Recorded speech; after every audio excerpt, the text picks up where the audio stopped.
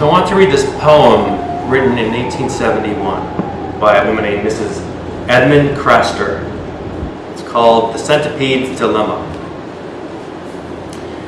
The centipede was happy, quite, until a toad in fun said, "Pray, which leg goes after which?" This worked his mind to such a pitch, he lay distracted in a ditch, considering how to run. So tonight's talk is called Getting Out of Your Own Way.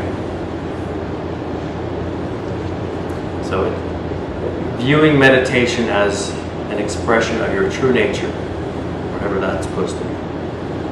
Has anyone ever seen the show Hoarders? Good show. It's a great reality show. I was just watching it a few nights ago. And for anyone who doesn't know, everyone knows what a hoarder is. So a hoarder is someone who accumulates things. So their home becomes so filled with stuff that they become paralyzed or trapped by it, by the mess. Now, people sometimes will do this with books. I've seen apartments with stacks and stacks of magazines and books piled everywhere on the floor and tables. I have seen it done with garbage, where people just literally cannot throw garbage away. They just think, when I'm done with this carton of milk, you just chuck it on the floor and I can't throw it out because for some reason, you can't let go of it. So people accumulate all kinds of stuff. When I watched that show Hoarders the other night, I was thinking about the ways that we hoard in our brains. How many ways do we accumulate stuff or garbage we don't need anymore? How filled are we with everything that ever happened to us, thinking that's what defines us? I know for a very long time I used to hold on to a few incidents that happened when I was maybe 5 years old, when I was in kindergarten. And I held on to them so tightly that it influenced the way I behaved and what I thought of myself and how I felt about myself intellectually and otherwise. So really probably all of 5 minutes of my life, I decided that was my script and that was it for me. And I really did this for years. Until I realized that's just because that happened doesn't make it sum total of who I am or what I am. So I was hoarding that experience. I couldn't throw it away. So the problem with having a space that's crowded, let's say physically speaking, right? It's hard to navigate around. It's hard to get around because there's too much stuff around. I know a mother who once was so frustrated by her teenage son's messy room. There was clothing everywhere, which isn't that unusual for a teenager. He wasn't necessarily a hoarder. That she took a shovel one day and shoveled a path from the door to his bed just to prove a point. You know, every other aspect of nature is very different than us. If you look at a pond, nice sunny day out, you're outdoors, you look at a pond. Whatever you're looking at in a pond is what's reflected overhead. So if there are trees towering over the pond, it reflects the leaves. If it's windy, it reflects leaves blowing around in the wind. If a bird flies by, it reflects a bird flying by. Imagine what it would be like if you're looking at this pond and you see an airplane flying by, but when you look up, there's no airplane flying by. Wouldn't that be odd? So, while a pond can reflect clearly whatever's happening over it, we tend to reflect on what's already happened or what might happen. So, a pond wouldn't reflect an airplane that isn't there. But our brains have a tendency to constantly reflect on our experience rather than simply experiencing our experience directly. That's the difference between us and every other aspect of nature. Nature meaning trees, nature meaning animals, nature meaning the weather, the seasons. Like today,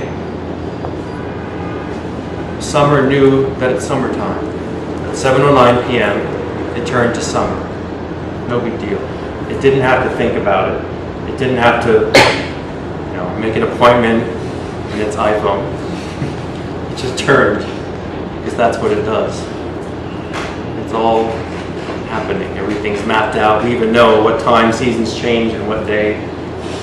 Today is the longest day of daylight of the year, and then from tomorrow on, the days get a little shorter, a little shorter, a little shorter. So that's just what nature does. That's nature's shtick. But we humans, it's not so simple. We're always stumbling. We're always kind of second guessing. We're asking for opinions. So if you look even at animals, when a lion is hungry and it sees a nice looking horse, guess what it's going to do? It's going to go after that horse and devour the horse. He's not going to wonder about his diet or how many calories are in a horse or worry about the horse's family. The lion does what lions do naturally, no thinking. So the more we try to operate from our thinking minds, the more trouble we get into. It's like trying to get around someone's house if they're a hoarder. You just can't really do it. You're constantly having to step over things and navigate your way around and clear piles, or you move one pile of junk from this spot to the next to make some room for yourself. And that's what happens when our minds are filled with concepts and ideas about who we are or about our experience. Most of the way, if you've ever been to a stage where they put colored gels over the lights, so they put like a red gel for the scene that's supposed to be kind of sexy and everything's red, and they put a blue gel over it and then everything was kind of blue. And that's what we're always doing to our experience, but we don't really know that. We just mistake everything we sense and perceive as reality, when in fact everything's being made right here. Our mind is what's making reality, moment after moment. For some reason, it's very appealing to cling to some idea of ourselves, and that becomes a source of security. There's something comforting about just saying, I'm this kind of guy, or I'm that kind of woman. Even if it doesn't make sense anymore, there's something we like about that certainty, which isn't really certainty. It's actually like being trapped. It's like being trapped in an idea. One of the three qualities of existence that the Buddha taught about was non-suffering. So it doesn't mean that you're not really sitting here, this is all just a dream. It's not really quite that. But it means there's nothing so solid and separate about you that you can point to and say, that's me. That's it. That's not going anywhere. It's not going to change. Well, I said as we were sitting, I invited you to just observe your moment-to-moment experience, even like how the quality of light changed, how different it is now when most of you walked in here, how the temperatures changed, how you're physically, how you feel different, constantly, moment after moment after moment after moment. But when we try to concoct this idea of who we think we are, it's like we're trying to freeze time. So what we're doing is, we want to do that to bring about some kind of comfort and security, but it doesn't work. But we keep doing it anyway. It's kind of strange when you think about it. It's like trying to freeze a river in time. You know who Quentin Crisp is? He's an author, British author. He died about 7 or 8 years ago. He once said, "It's no good running a pig farm badly for 30 years while saying, 'Really, I was meant to be a ballet dancer.'" By then, pigs will be your style. Don't you love that? We all have this kind of idealized version of who we are. And we try to put that out, or pretend to be that, or keep telling ourselves that's what we are. Even if in fact it doesn't even match reality in the least. And as if we're not okay enough as we are anyway, which, by the way, we are. So once the Zen master walks into the meditation hall, and she sees her student sitting there very rigidly like this. And she looks at him and says, "What are you doing?" And she says, "Well, I'm meditating so I can become a Buddha and I can become awakened. I'm going to become enlightened, so I'm meditating really hard." So she said, "Okay." She sat down next to him and she took a tile out of her pocket and she started polishing it. And he looked at her and said, "What are you doing?" She said, "I'm going to make a mirror out of this tile so I can see myself." And he said, "Well, how are you going to make a mirror by polishing a tile?" She said to him, "Well, how are you going to become a Buddha by sitting in meditation?"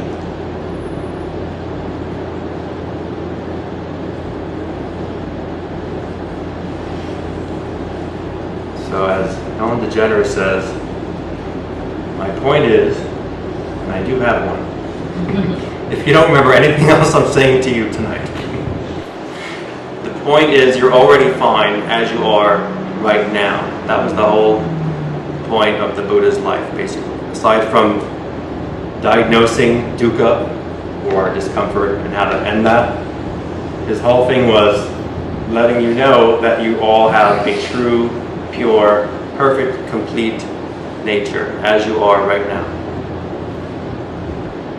There's nothing to fix. Nothing's wrong, actually. So the problem is that we operate based on two erroneous assumptions. So one is there's something wrong with me and I need something from outside of me to fix it or to fill that gap, fill that hole. So that's mistake number one. And mistake number two is there's something outside of me I could thank for my happiness or blame for my dissatisfaction.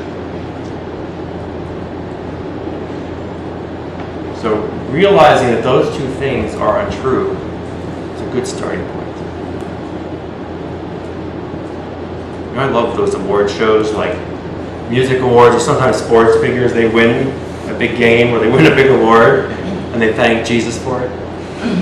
Like as if Jesus cared about their stupid, bad pop album, right? Or their stupid football game.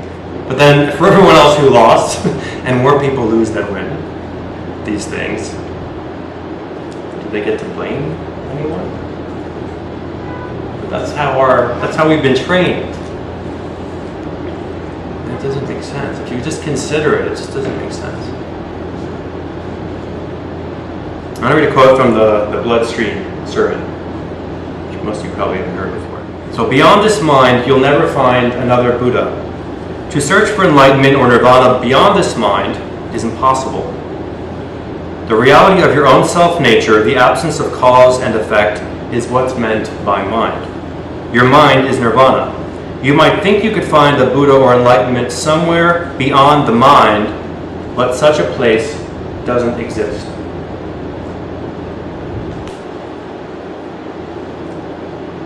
Can you buy that? Or entertain the idea that maybe that's true? See, it's hard to believe. It's a very powerful little paragraph. So there's no need to search for happiness somewhere else. There's no need to blame anyone or anything else for our experience of this life or our perception of ourselves. And recognizing that is huge. It doesn't always happen overnight. At least starting with this idea that, you know what, maybe there's something to that. maybe there's something to this Buddha nature thing. There was this woman, actually she was a Zen master too. She just died a few weeks ago, 85. She was born in 1927. Her name is Daehang Sunit. She was a Korean nun who started her own order. And I've been in communication with one of her students who's, I believe, American-born guy, probably my age range more or less. And sometimes we just email, because I love this person's writings. She wrote a wonderful book called No River to Cross, Trusting the Enlightenment That's Always Right Here. Very good teaching, I suggest you check it out. And she always stresses what she calls your foundation. Basically your Buddha nature, your true nature.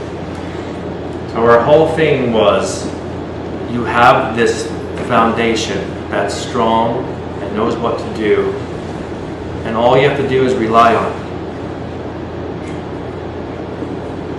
Now, Song San, who started the lineage I'm part of, Zen Master Song San, his whole thing was just keep a don't know mind. Just only don't know and go forward. That was his way of saying it. What attracted me to Zen or Buddhist practice in the first place was that it's not really belief-based, right? So no one's asking you to believe a bunch of stuff that seems outlandish or inconceivable. There are some aspects that might need to have some faith or belief, not as much in Zen. The one thing that does help to have faith in, and this, there's one thing, is you do have to start with some faith that you do have this nature. It helps if you have even a little faith, even if you want to believe it, that's a good starting point. Even if you don't think you have a perfect and complete nature, if you could maybe allow yourself to let that take sprout in you, to let that grow in you, that's fine. Start there. Because that's what's going to help you get out of your own way all the time.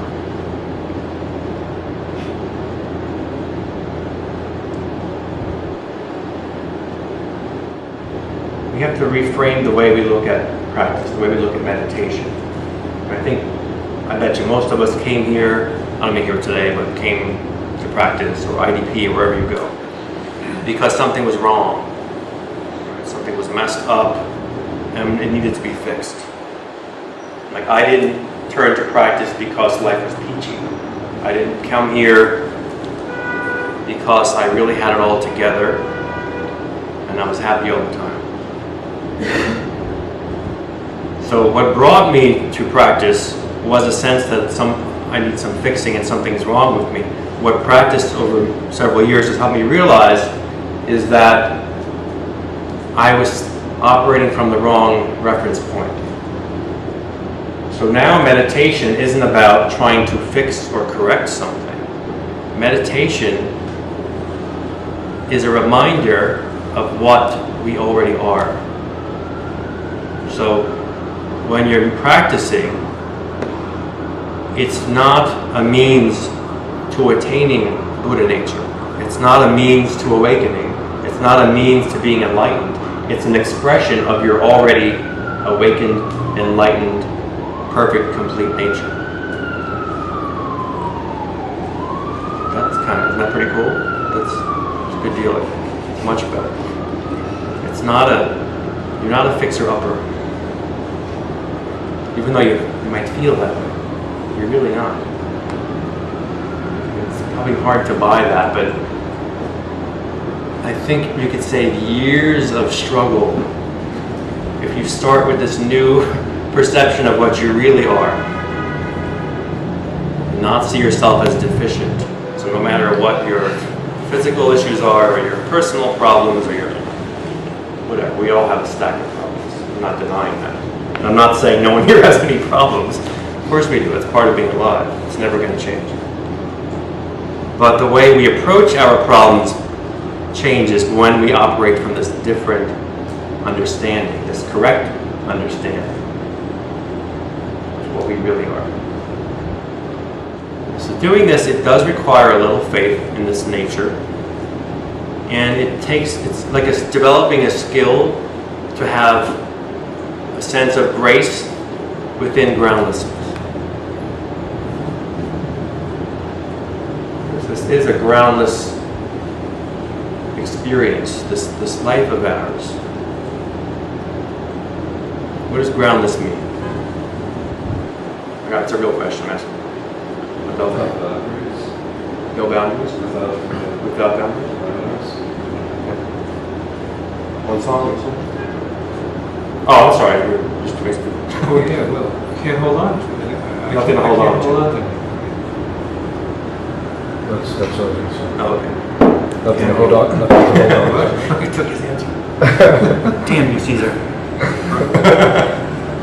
What else? So groundless. Life is groundless. What does that mean? Uncertainty.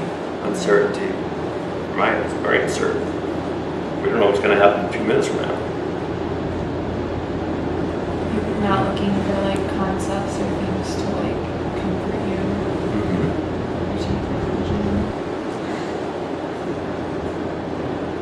So developing this skill of having grace within groundlessness is very helpful. So grace, so what does that mean? How could you have grace within groundlessness? What does that mean? It sounds nice, but what does it mean?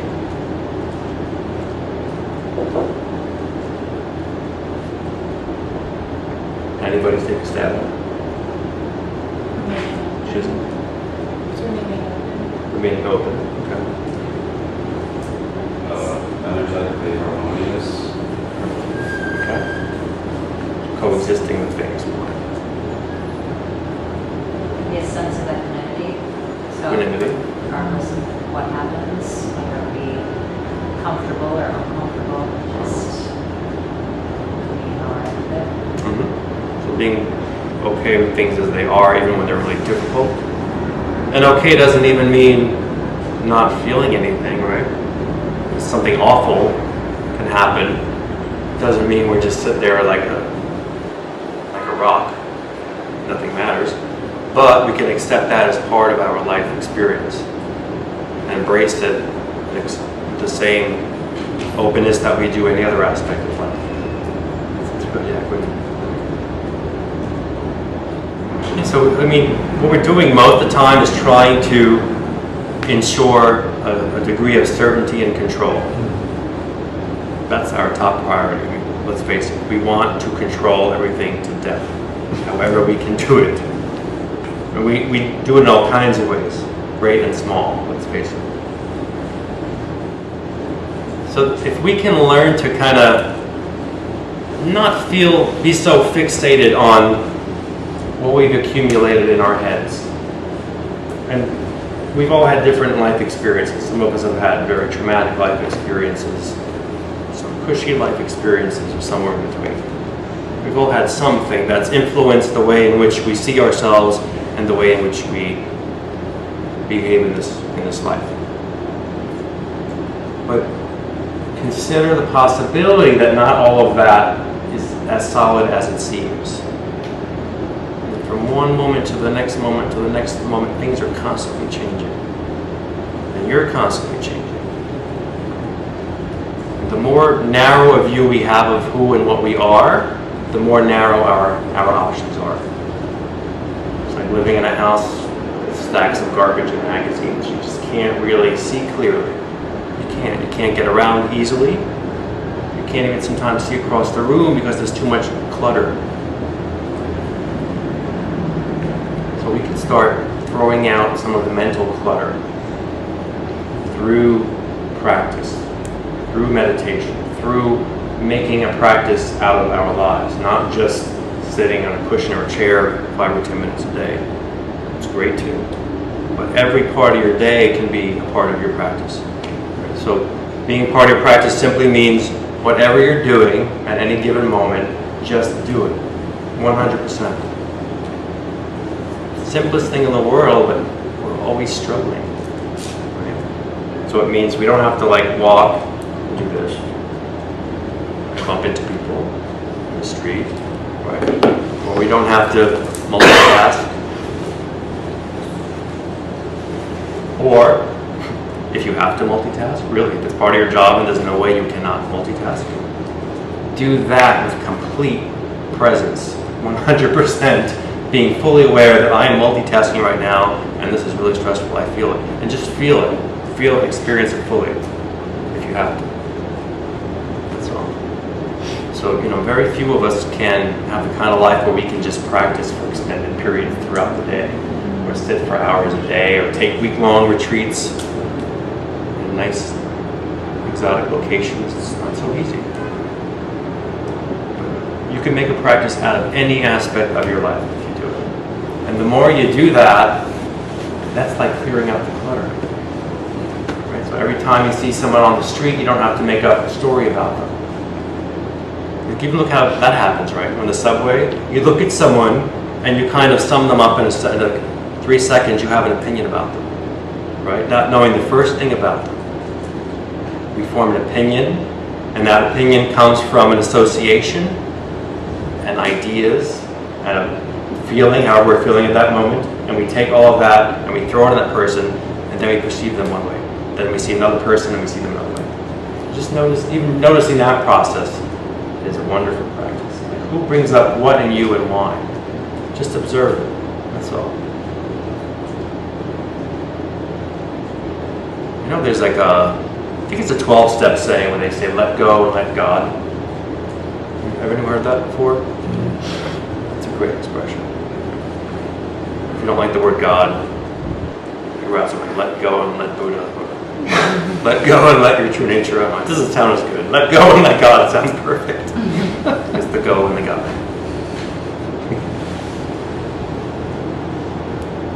So again, the more fixed we are on who we think we are, the more narrow our options are, and the less happy we can be. And then we're kind of faking it based on some outdated version of ourselves.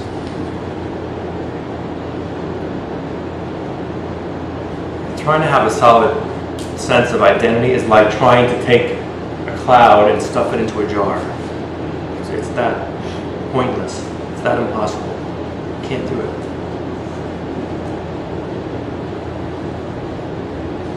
I think the struggle, I don't know if anyone else feels this way, but the most fearful thing is that I do most of this when I'm alone. So when you say pay attention to my alone, I think alone without all that, or I actually wake up, look out the window, and oh, there's one of those, I'm alone and I think I don't like it. Because when I'm with people, and I'm with people a lot, most of the time that doesn't happen. So that's scary to be alone. Well, that's like practice. A lot of it is when we're sitting, we're being alone with our thoughts in a way. So there's no distraction, there's nothing around us to take us outside of ourselves. And then we're just left to confront what goes on in our brains all the time. Believe me, that's going on in your brain even when you think it's not. But thoughts can be a trap, because for years I tried to end thought in my head. So it could be a trap too, meditation. For me, it was a trap. I used to follow, and he said never to follow him, Krishnamurti. I was always trying to end thought, and there was no end, and I became kind of vegetable-like at times. So this is a touchy topic, aloneness, meditation. Yeah, so the instruction is not to try to end thought. The instruction is to simply notice it. And the more we do that, over time, they simmer down. That's all. Just nice, gentle attention, right? Without indulging them to death, without slamming the door on them, and just back to your breath. That's the instruction. It takes time. Right? Every other aspect of nature is operating from this, what we call don't know, shunyata, or emptiness. It's like this intelligence at work that fuels the way everything happens in nature and otherwise. But when we're not operating from that and from our thinking minds, we stumble. We don't always know what to do. We see someone who's hungry on the street. I don't know. What do I do? Should I give them change or not? Or should I buy them? I don't know. What if they're faking it? I heard a lot of people fake that and they make careers out of it. That's what we do, right? We don't even know what to do.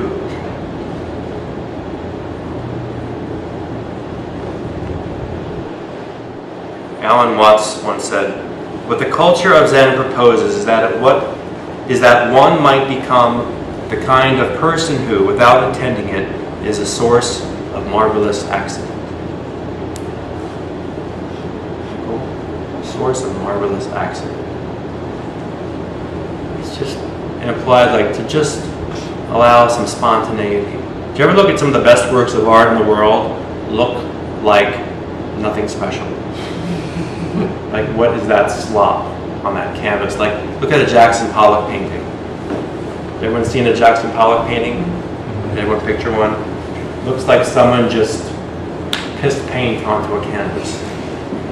But there's something beautiful and brilliant about it, and something very skilled about it. He was no slouch.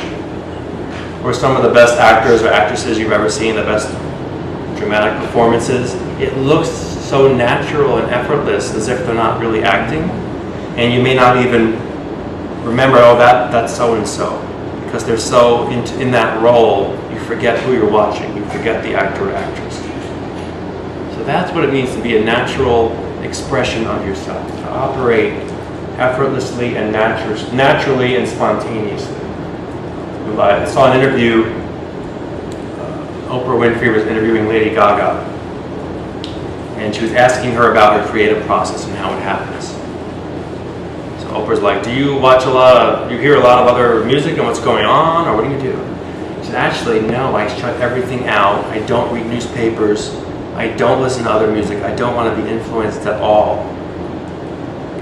That's her creative process. We like her or not. She's doing something. It's resonating. So she's allowing something within herself to come up naturally without worrying about what's the big trend right now. What do other people say? That's how we can live. That's a good way to live. Don't worry so much about, everyone's going to have an opinion about your life and what you should do and what you shouldn't do. And I'll tell you, ask 10 different people what you should do, you can get 10 different answers. So good luck with that. I learned a long time ago, no, I don't do that anymore. I mean, maybe an opinion on like I designed a brochure yesterday. So how does this look? Can you proofread this for me? But yeah. And then when I do that, when I try to do what other people want me to do, and I have a handful of times in life, I've been miserable. And I've stumbled, and I've regretted. And for the most part, I live my life 100%. What feels right, what's in my heart, what needs to be done, that's it.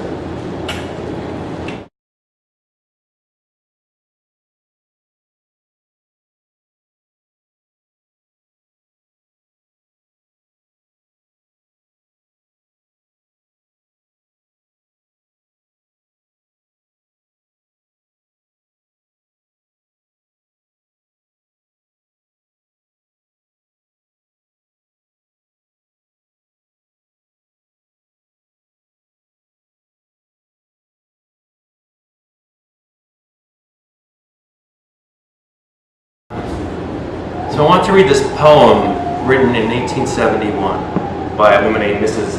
Edmund Craster. It's called The Centipede's Dilemma. The centipede was happy, quite, until a toad in fun said, "Pray, which leg goes after which?" This worked his mind to such a pitch, he lay distracted in a ditch, considering how to run. So tonight's talk is called Getting Out of Your Own Way. So viewing meditation as an expression of your true nature, whatever that's supposed to be. Has anyone ever seen the show Hoarders? Good show. It's a great reality show. I was just watching it a few nights ago. And for anyone who doesn't know, everyone knows what a hoarder is. So a hoarder is someone who accumulates things. So they're home becomes so filled with stuff that they become paralyzed or trapped by it, by the mess. Now, people sometimes will do this with books.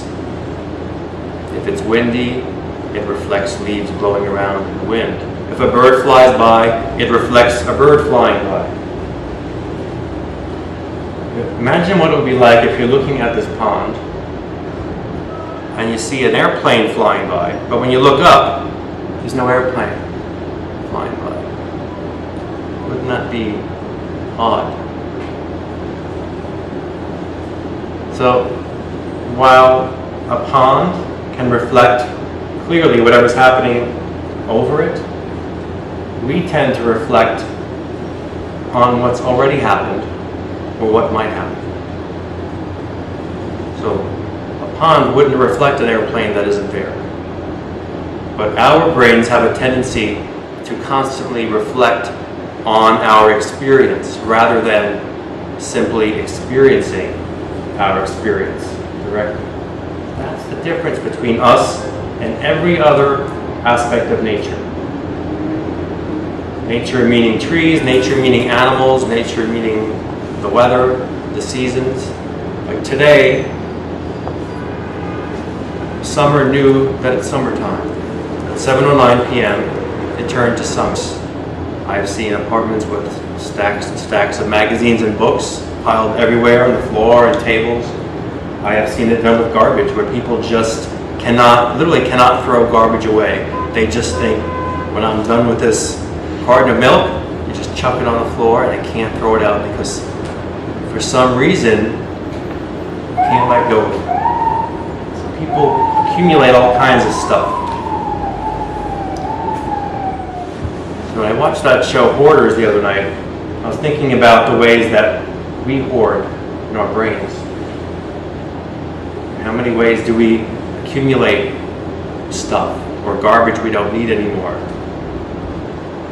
How filled are we with everything that ever happened to us, thinking that's what defines us? I know for a very long time I used to hold on to a few incidents that happened when I was maybe 5 years old, when I was in kindergarten. And I held on to them so tightly that it influenced the way I behaved and what I thought of myself and how I felt about myself intellectually and otherwise.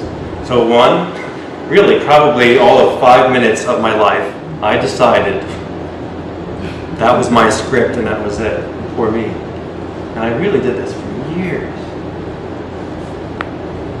Until I realized that's just because that happened doesn't make it the sum total of who I am or what I am. So I was hoarding that experience. I couldn't throw it away.